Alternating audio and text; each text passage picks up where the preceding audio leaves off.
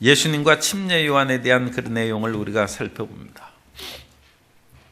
침례 요한이 사가랴가 이제 늦게 엘리사벳을 통하여 아들을 낳았는데 그 침례 요한은 일찍이 집을 떠난 것 같습니다. 그래서 전해오는 얘기로 하면 쿰난 지역의 이스라엘의 사해 위 부분이 쿰난 지역입니다. 그 지역의 광야죠, 광야.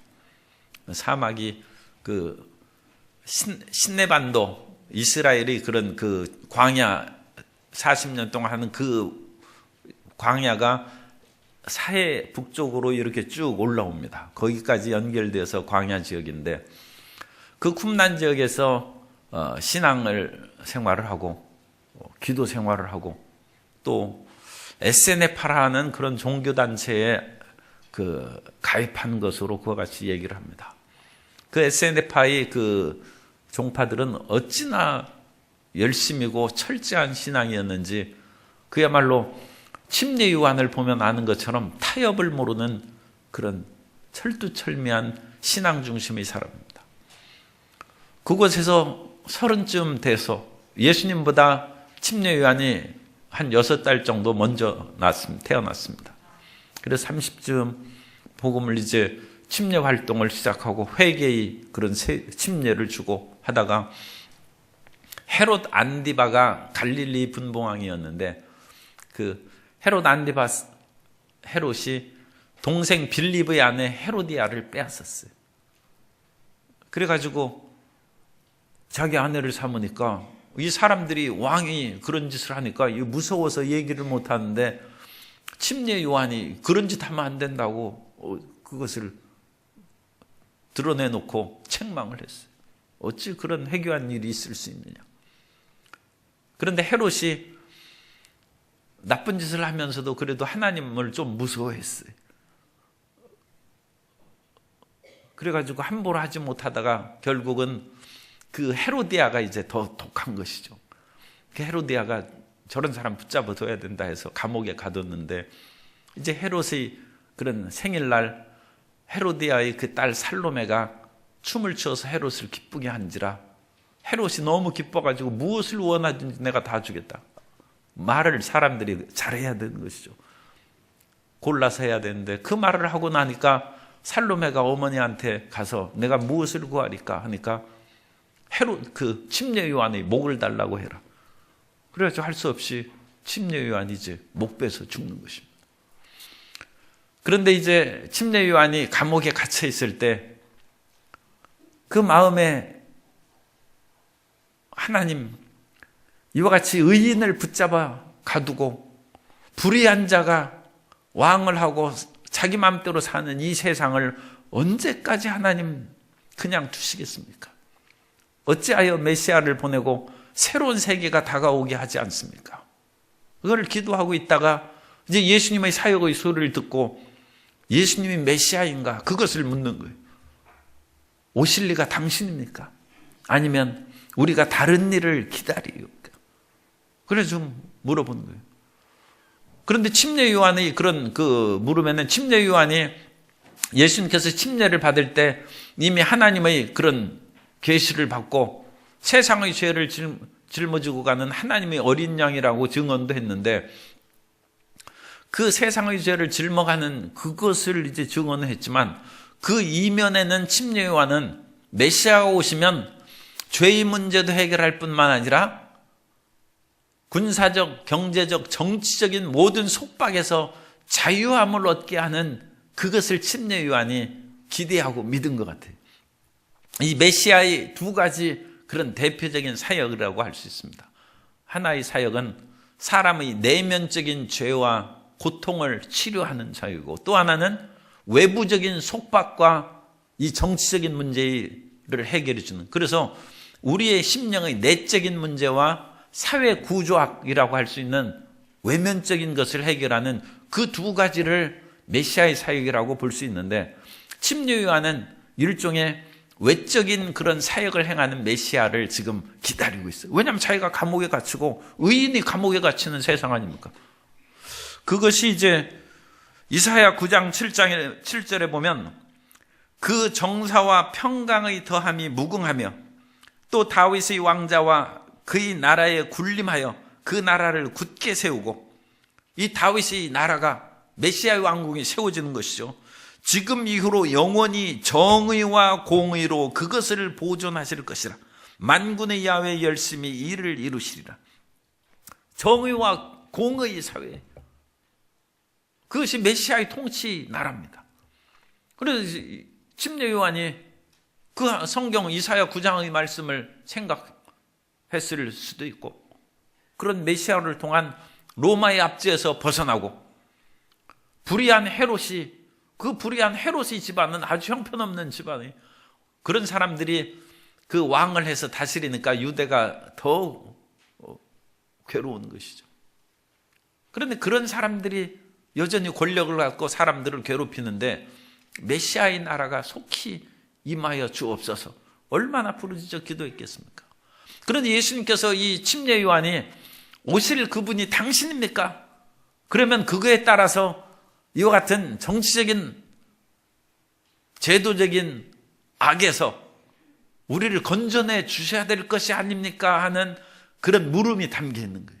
그런데 예수님께서 그거와 다른 말씀을 하시는 거예요. 기다리오가 하니까 그때 21절에 예수께서 질병과 고통과 및 악귀 들린 자를 많이 고치시며 많은 맹인을 보게 하신지라. 예수께서 대답하여 이르시되 너희가 가서 보고 들은 것을 요한에게 알리되 맹인이 보며 못 걷는 사람이 걸으며 나병 환자가 깨끗함을 받으며 귀먹은 사람이 들으며 죽은 자가 살아나며 가난한 자에게 복음이 전파된다 하라. 위대한 메시아의 사역 가운데 또 내면적인 그런 문제입니다. 이사야 35장에 보면, 이사야 35장 3절 이하에 보면 너희는 약한 손을 강하게 하며 떨리는 무릎을 굳게 하며 겁내는 자들에게 이르기를 굳세어라, 두려워하지 말라. 보라, 너희 하나님이 오사, 메시아가 오시는 것이죠. 보복하시며 갚아주실 것이라. 하나님이 오사 너희를 구하시리라 하라. 그때 맹인의 눈이 밝을 것이며 못 듣는 사람의 귀가 열릴 것이며 그때 저는 자는 사슴같이 뛸 것이며 말 못하는 자의 혀는 노래하리니 이는 광야에서 물이 솟겠고 사막에서 시내가 흐를 것입니다. 예수님께서 오면 치료의 역사가 일어나죠. 눈이 띄고 귀가 열리고 저는 자가 사슴같이 뛴다. 치료의 역사. 그리고 예수님께서는 실질적으로 맹인을, 여리고의 소경 거지 바디메오의 눈을 뜨게 하셔서 밝은 눈으로 보아, 실로암에 눈동자가 없는 사람을 진흙을 이겨서 붙여서 실로암 가서 씻으라며 밝은 눈으로 왔어요. 맹인을 고치시고 못 걷는 사람, 수많은 저는 자들, 다리 걷지 못하는 사람이 예수님께 와서 온전하게 되고 치료받은 것이 마태복음 15장 31절에 그렇게 나와 있어요. 그래서 절고 걷지 못하는 사람들이 뛰면서 걸으면서 하고, 예수님의 제자들도 성전 미분에 나면서부터 앉지 못하는 그런 사람을 걷게 하고, 그런 일이 일어나요. 예수님께서는 나병 환자를 치료해서 많은 나병 환자들이 깨끗하게 됐어요. 뿐만 아니라 귀먹은 사람이 예수님께 나오매 예수님께서 귀먹고 말 못하는 자에게 양손을 귀에 넣고 에바다는 아람어예요. 아람어인데 예수님께서 아람어로 열리라 그렇게 말씀하셨어요. 그러자 그 사람이 듣기도 하고 말도 하게 길이 열리고, 죽은 자가 살아나, 나사로가 살아나고, 나인성의 과부의 아들이 살아나고, 가난한 자에게 복음이 전파되어서 오병이어의 기적을 행하여 못 먹고 굶주리는 사람들에게 주님께서 먹을 양식을 주시고 12광줄에 가득 남게 하는 은혜를 베풀어 주셨어요. 그런데 그것은 개개인의 문제, 그죠? 어떤 사람이 겨울에 기도합니다. 하나님, 추워서 못 살겠으니까 제발 이 털 달린 옷을 좀 주십시오. 요즘엔 그게 또 유행이에요. 털이 여기가 이렇게 해서 모자 덮어 쓰고 이렇게. 예수님께서 그 기도를 들으시고 털옷 장사하는 사람이 가다가 그 기도를 들어서 아무래도 내가 해주라는 그런 얘기로 그 사람이 들려서 그 사람이 그냥 털옷 하나 주었어요. 그러면 응답되죠. 그런데 수많은 기도도 못한 사람들이 추위에서 덜덜 떨고 있어요. 그러면 그 모든 사람을 살릴 수 있는 길은 뭐예요? 봄이 오고 여름이 오면 털옷 가져가라고요. 여름에 털옷 입혀놓으면 어떡하겠어요? 제발 털옷 나 필요 없다고 그럴 거 아닙니까? 한여름에 무슨 털옷이 필요하겠어요? 6개월만 지나면 없어지는 거예요. 이 세상에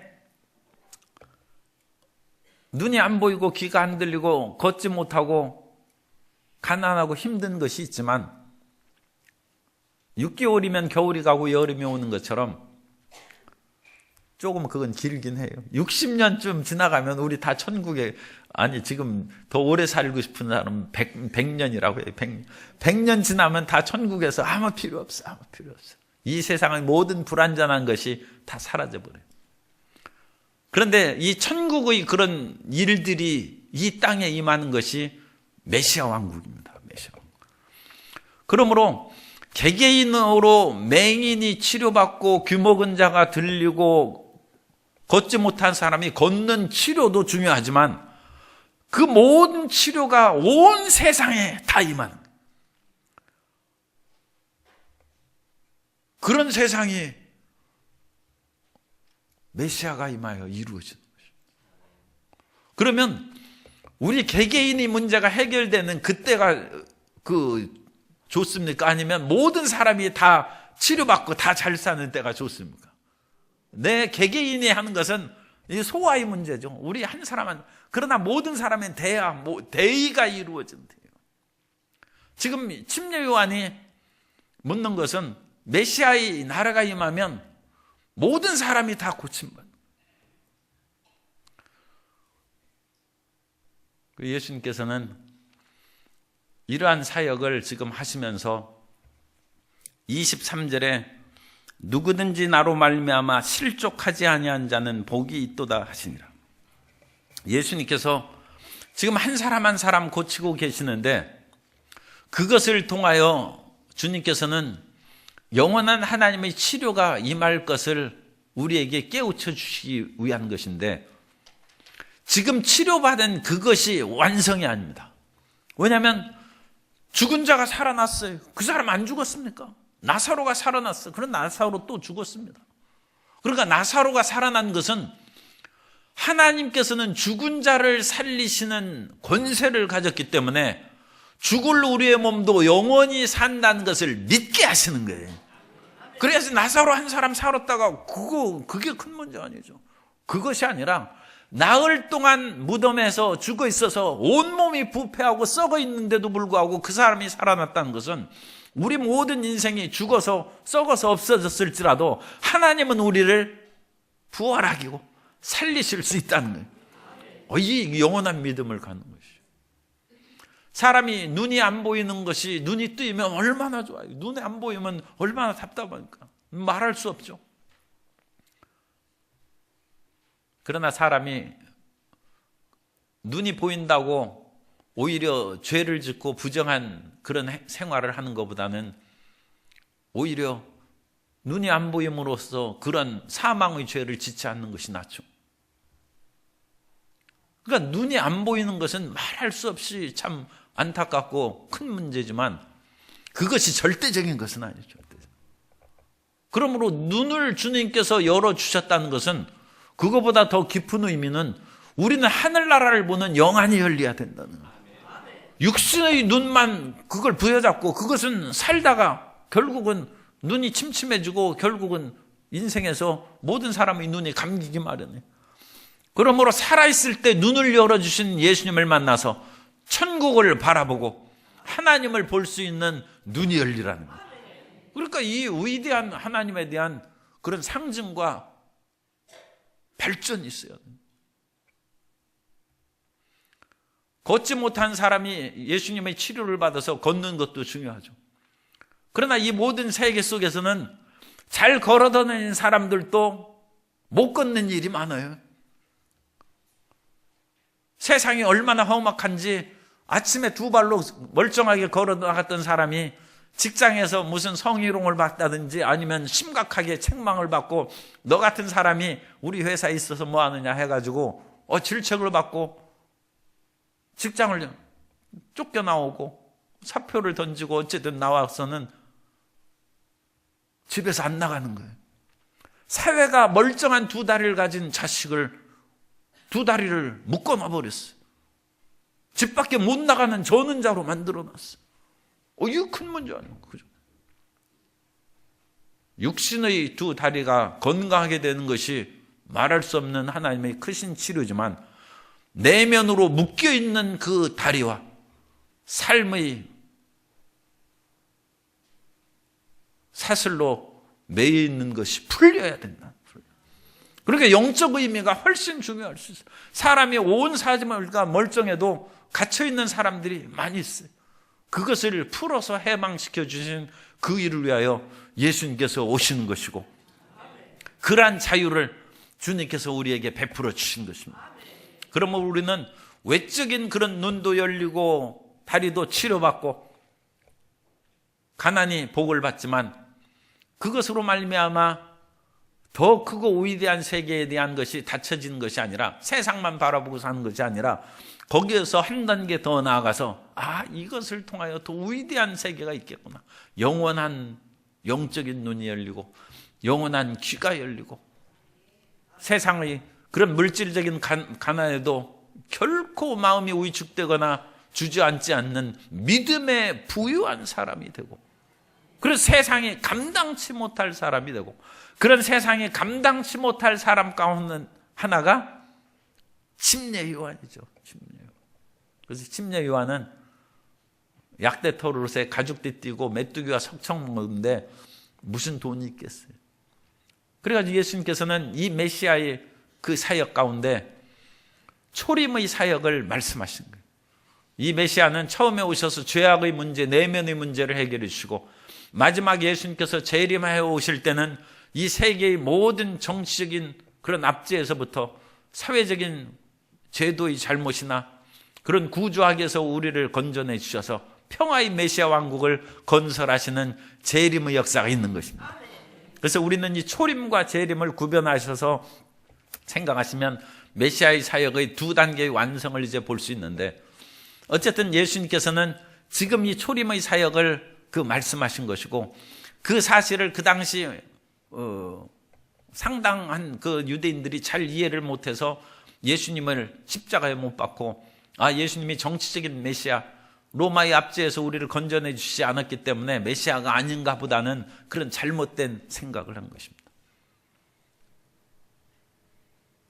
예수님께서 이제 침례 요한에게 이 말씀을 전해 주셨은즉 침례 요한은 그 말씀을 통해서 예수님의 초림의 사역을 깨닫고 기쁨과 감사함 가운데 평안하게 지내다가 비록 참수는 당했지만 천국으로 올라간 줄로 믿습니다. 그러면서 예수님께서는 침례 요한에 대해서 증언을 하십니다. 침례 요한이 어떤 사람이냐? 그래서 침례 요한에 대한 말씀입니다. 너희가 왜 광야에 나갔느냐? 광야에 나가서 갈대를 보러 가느냐? 이것은 반어법이에요. 침례 요한을 생각하면 바위 같은 사람이죠. 움직이지도 않고 절대로 불의와 타협하지 않는 그런 강인한 인상이 우리 마음 가운데도 이제 스며 있는 것이죠. 그 당시 사람들은 침례 요한 하면 금방 그런 이미지가 떠올랐을 거예요. 그런데 예수님이 반어법으로 말씀, 너희가 광야에서 갈대를 보러 갔느냐? 그러면 아니죠. 어찌 침례 요한이 갈대 같은 사람이겠습니까? 너희가 그러면 부드러운 옷 입은 사람이 마치 비단옷처럼 바람에 하늘거리는 이 비단이 옛날부터 비쌌어요. 그런데 그거 보면 전혀 다르죠. 부드럽고 화려한 옷을 입은 사람은 왕궁에 있는 사람이고 광야에서 외치는 자는 약대 털옷에 약대는 털이긴 털이지만 거칠어요. 낙타 타면 그 털이 거칩니다. 약대 털옷에 가죽들을 띠는 그 거친 사람. 광야에서 부드러운 옷 입고 돈 많은 사람 보러 간 것도 아니고, 부드럽고 또는 갈대같이 그런 여린 사람을 보러 간 것도 아니고, 바위처럼 강인하고 약대 털옷과 가죽띠를 띠는 세상의 어떤 그런 유혹이나 물질적인 풍요에 흔들리지 않는 그 사람을 보러 나갔지 않느냐. 그 선지자가 침례 요한인데, 그 사람은 선지자보다 더 훌륭한 사람. 왜냐하면 지금까지 모든 선지자는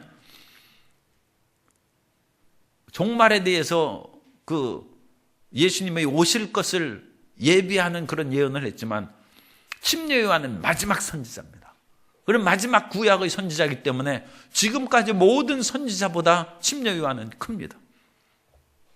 그리고 지금까지 모든 선지자는 예수님에 대한 예언의 말씀을 했지만, 이제 마지막 침례 요한은 예수님을 친히 눈으로 보면서 광야에서 길을 예비하는 그 사역을 마지막에 수행하는 거예요. 그러니까 이 침례 요한이 최고죠. 그러므로 여자가 낳은 자 중에서 침례 요한보다 큰 사람이 없는 거예요. 가장 위대한 침례 요한. 그러나 그는 하늘나라에 있는 사람보다는 작다. 이 세상에서 가장 위대한 일을 한 사람도 천국에 있는, 하늘에 있는 사람보다는 작다. 왜냐하면 이 세상에서 아무리 일을 한다 할지라도 아직 천국에 올라가지는 못했지 않습니까? 그러니까 이미 1등 안에, 그러니까 고등학교 3학년이 아무리 시험을 잘 보고 1등을 한다 할지라도 대학에 들어간 사람보다는 못하다, 그렇게 생각합니다. 아니, 대학에 들어가야 성공한 것이지 고등학교 3학년까지 내 1등 하다가 대학에 떨어지면, 그렇다고 자녀 떨어진 사람들 너무 실망할 건 물론 없어요. 그러나 들어가는 것이 큰 것이죠. 원하는 대학에 들어갔어야죠. 그죠?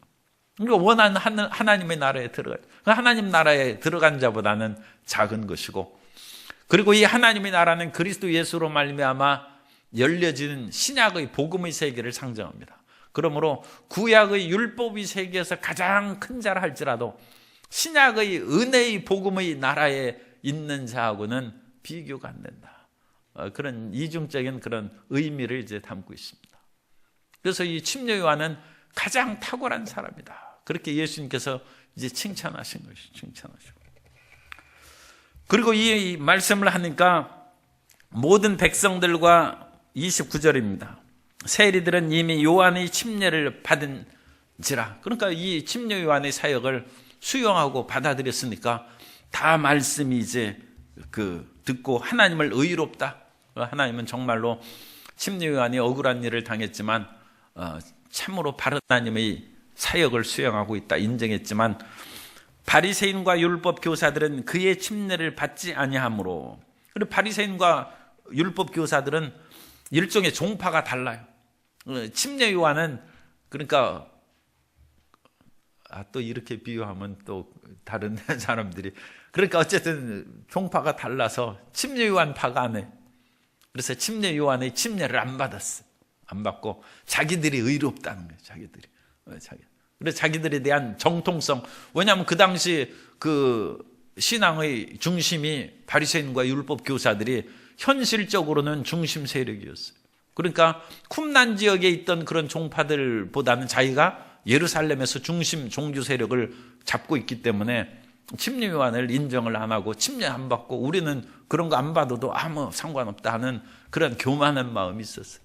그러니까 이 침례 요한에 대해서 인정하지 아니하고 자신을 위한 하나님의 뜻을 저버리고, 그것이 결국은 종파적인 그런 갈등이 아니라 하나님을 뜻을 거역하는 그러한 잘못에 빠지게 됐다.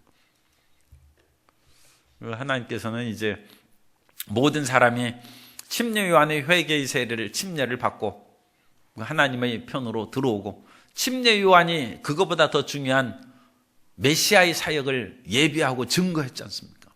그 말씀을 받아들여서 예수님을 믿기를 원하셨는데, 이 바리새인과 율법 교사들이 예수님을 안 믿었으니까 그것이 가장 큰 하나님의 뜻을 저버린 것입니다. 그래서 침례 요한이 하나님의 그런 사역을 최선을 다했습니다만 하나님의 메시아 왕국의 때가 아직 이르지 않았기 때문에 침례 요한은 순교를 당했고, 그러나 예수님은 여전히 우리 마음 가운데 사회적인 잘못이나 그런 제도적인 어려움에서 우리를 건져내시기에 앞서서 먼저 우리 죄를 사하시고 우리의 마음을 치료하시고 하나님에 대한 거스리는 마음을 없애셔서 하나님과 화목하게 하시고 하나님을 사랑함으로 이웃과의 그런 모든 잘못된 관계도 제거하셔서 이웃과 서로 사랑하며 살아갈 수 있는 내면의 회복과 치료를 수행하신 것입니다. 하나님의 일의 순서예요. 외부적으로 우리 마음이 바뀌지 않았는데 외부적으로 아무리 산더미 같은 은과 금이 갖다 놓는다 할지라도 그것은 허랑방탕하게 쓰는 죄악의 도구밖에 안 돼. 그런 사람은 우리 가운데는 하나도 없지만 금은보화가 산더미처럼 쌓이면 그것으로 죄 지을 사람들이 바깥 동네에는 제법 있어요. 그것이 자기에게 유익이 아니라 그 산더미 같은 금과 은으로 영혼이 망할 수가 있어요. 우리 내면이 먼저 변하는 게 중요하죠. 그죠? 마음의 죄악에서 벗어나야 되고 육신의 정욕과 안목의 정욕과 이생의 자랑으로 치달려가는 마음이 끊어져야 하나님께서 우리에게 복을 주시고 그 복을 통하여 우리의 영혼이 살찌는 것입니다. 우리 영혼을 파리하게 하는 그런 금은보화에 마음을 뺏겨는데 그것으로 인하여 자칫하면 그 영혼이 좀먹는 그런 세상의 부귀영화가 있을 수 있습니다. 그리고 주님께서는 우리의 마음을 고치시는 것입니다. 그리고 나서 예수님께서 이와 같은 사역을 행하시는데 너희가 어찌 내 뜻에 예수님의 그런 뜻과 사역에 동조하지 않느냐. 그 마지막 비유를 31절 이하에서 그렇게 말씀합니다. 그것이 요한과 예수님을 모두 배척하는 그 당시 세대 사람들에 대한 그런 책망입니다. 이 세대 사람을 무엇으로 비유할까? 그래서 아이들이 장터에 앉아 서로 불러 이르되 우리가 너희를 향하여 피리를 불어도 너희가 춤추지 않고 피리를 부르면 같이 즐거워해야죠. 우리가 곡하면 슬퍼해야죠. 한 마음 한 뜻으로 산다는 것이 그렇게 좋은 것입니다.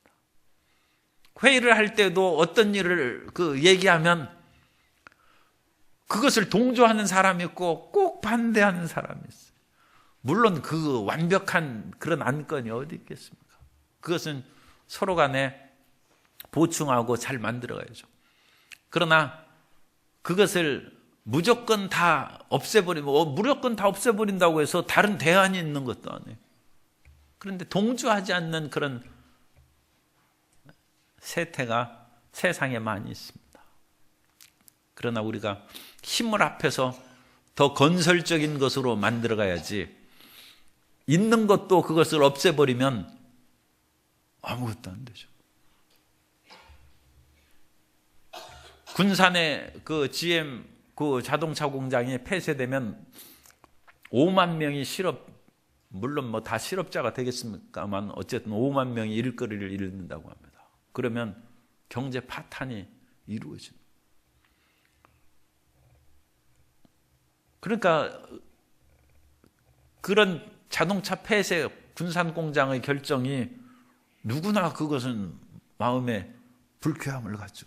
아니 어찌 이런 그런 억압적이고 그런 갑질하는 듯한 그런 행동을 할 수 있느냐. 그럼에도 불구하고 조금 1만 명의 인건비에 해당하는 것을 우리가 도와주더라도 5만 명을 살려야죠. 그럼으로써 더 많은 것을 얻고 살리는 방향으로 건설적으로 나아가는 것이 바람직하다. 그런데 이 바리새인과 율법 교사들은 그런 자세가 없어요. 오직 자기만 잘났어요. 그래가지고 바리새인과 서기관 율법 교사들은 침례 요한이 와가지고 자기보다 더 금식을 하고 더 경건하게 생활하니까 침례 요한을 보고는 귀신 들렸다고 하는 거예요. 저렇게 일주일에 하루만 금식하면 되지 무슨 2, 3일을 그건 귀신 들려서 믿어도 정도껏 믿어야지 지나치게 믿으면 그건 이상한 거예요. 그런데 예수님은 금식도 안 하고 제자들과 함께 같이 죄인들이 집에 가서도 식사도 하시고 그러네. 그러니까 바리새인 보니까 자기들보다 금식도 안 하고 더 경건 생활을 안 하는 것 같으니까 예수님에 대해서는 먹기를 탐하고 술을 즐기는 사람이다. 이 먹기를 탐하고 술을 즐긴다는 표현은 우리는 그냥 일상적인 말로 생각할 수 있지만 성경을 잘 아는 사람들은 이건 신명기에 있는 죄인에 대한 표현입니다. 신명기 21장 20절에 있는 그런 내용입니다만 신명기 21장 그 20절에 보면 그 성읍 장로들에게 말하기를 우리의 이 자식은 완악하고 패역하여 우리 말을 듣지 아니하고 방탕하며 술에 잠긴 자라 하면 그 성읍의 모든 사람이 그를 돌로 쳐 죽일지니. 돌로 침을 받는 그런 죄예요. 여기에서 방탕하면은 그 자랄이라는 그런 히브리어를 쓰는데 이것은 먹기를 즐겨하는 뜻이에요. 그러니까 우리말로는 그 직접적으로 해석을 안 하고 그냥 방탕한 것을 했는데 원래 사람이 방탕하면 먹고 마시고 그러니까 많이 먹고 술 취하고 그렇게 그러니까 먹고 마시자 그렇게 하는 것이 방탕의 표현 아닙니까 우리말에도. 그리고 여기서 방탕하면 뜻은 대식가를 말하는 거예요. 먹기를 즐겨하고 그 다음에 술에 잠긴 자. 그러니까 많이 먹고 술 먹고 매일 놀고 먹고 마시고 그 나사로와 그 부자의 비유에서도 그 부자가 매일 연애를 즐기면서 먹고 마시지 않습니까? 이거 방탕하는. 결국 그 나사로는 천국 갔지만 그 부자는 지옥의 불꽃 가운데 고통당하지 않습니까? 그래서 여기에서 예수님을 먹기를 탐하고 포도주를 즐긴 사람이다. 이것은 바리새인들이 토라 이 율법을 외우고 다닌 사람인데 이런 표현은 금방 하는 것이죠. 돌로 쳐 죽인다. 예수님에 대해서 이런 아주 잘못된 인식을 했습니다. 침례 요한은 자기들보다 더 경건하고 광야에서 집두절도 없이 살아가니까 귀신 들렸다고 하고 예수님은 같이 어울려 살아가니까 예수님은 먹기를 즐기고 먹기를 탐하고 포도주를 즐기는 잘못된 것으로 자기 자신의 고정된 그 주장과 가치 체계에서 벗어나야 됩니다. 하나님만이 온전하시고 우리 모든 사람들은 겸손해야 됩니다. 자기 주장이 뚜렷한 것은 여러 가지 유익한 점이 있어요. 그러나 그것이 신앙생활에서 지나치면 다른 사람을 심판한 그런 심판자 역할을 하는데 그 심판자는 침례 요한도 비난하고 예수님도 비난하는 큰 잘못을 저지르는 그 사람입니다. 그러나 35절에 그게 답입니다. 지혜는 자기의 모든 자녀로 인하여 옳다함을 얻느니라. 이 지혜는 구약적인 지혜의 용어는 메시아를 말하는 거예요. 그래서 지혜라는 말을 우리가 그냥 쉽게 이해하기 위해서 예수 그리스도라고 그냥 옮겨서 해석합니다. 예수 그리스도는 자기의 모든 자녀, 곧 예수 믿는 성도들이죠. 자기의 자녀로 인하여 옳다함을 얻느니라. 예수님이 올바른지 그른지는 예수님의 제자들 그리고 그 제자의 제자들을 통하여 인정됩니다. 예수님이 지금 행하신 그런 일들이 그 지혜의 행동이고 가르치는 것이 지혜의 말씀입니다. 그러니까 지혜의 행동과 지혜의 말씀을 주신 그 예수님이라고 해서 예수님은 그의 자녀로 인하여 옳다함을 얻는다. 그러므로 오늘날 예수님 믿는 사람들이 이 사회에서 인정받고 올바르게 살아왔기 때문에 예수님이 하나님의 아들이고 사람들이 정말로 그렇다는 것을 인정하는 거예요. 만일 그런데 예수님을 믿은 사람들이 사회에서 더 형편없고 사람들이 저렇게 예수님을 믿는 사람들이 자기는 구원받았으니까 마음대로 산다 그러면 예수님 믿지 말라고 할 수 있죠. 그래서 그 자녀로 인하여 옳다함을 받는다.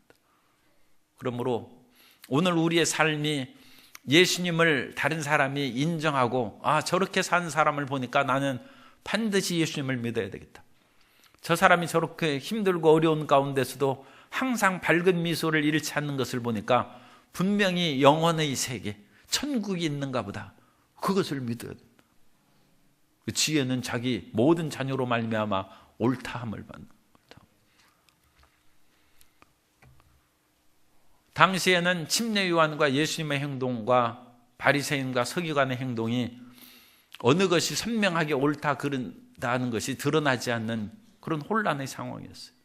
그러나 100년이 지나고 오늘날 2000년이 지나서 우리가 성경을 읽으며 어찌하여 바리새인과 율법 교사들이 저렇게 완고하고 잘못을 저질렀는가? 우리는 그걸 선명히 아는 것이죠. 그 이후 이 제자들이 올바른 삶을 통하여 예수님을 믿고 예수님을 따르는 자는 옳다 인정함을 받은 것이고, 바리새인과 그 제자들은 잘못된 것으로 드러난 것입니다. 오늘도 주님께서는 우리 개개인으로 눈을 열어주시고 우리 심령을 치료하시고 죄악을 사하시고 가난을 회복시켜 주십니다.